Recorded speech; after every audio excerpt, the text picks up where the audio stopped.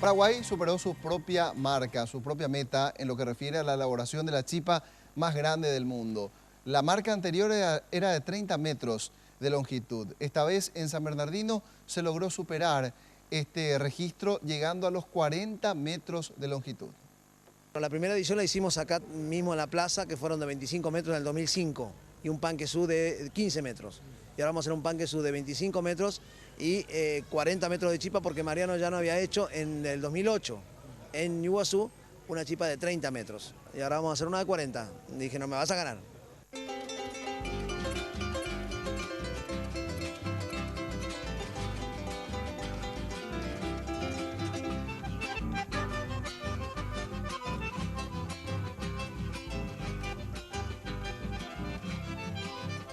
La guerra entre ciudades por la elaboración del panquesú y la chipa más largas del mundo está declarada.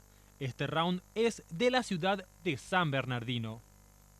Serían con 200 kilos de almidón, grasa de cerdo 20 kilos, harina de maíz 20, 200 huevos, anís 2 kilos y todo eso.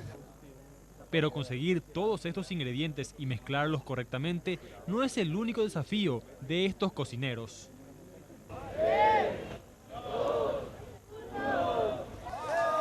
Se requieren de 150 personas para bajar esta enorme estructura al horno, donde finalmente será cocinada tanto la chipa como el panquesú.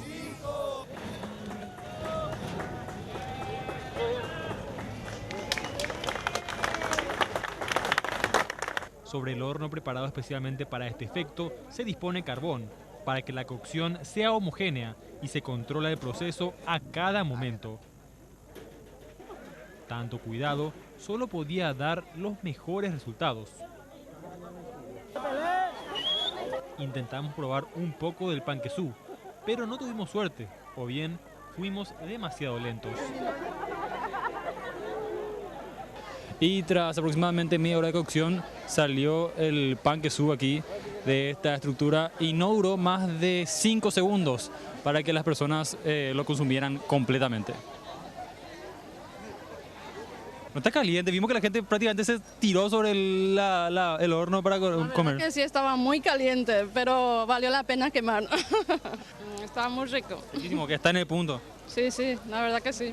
Excelentísimo, para la próxima seguramente va a ser mejor. Solamente para acá en Paraguay se puede hacer su propio récord, va a batir otra vez.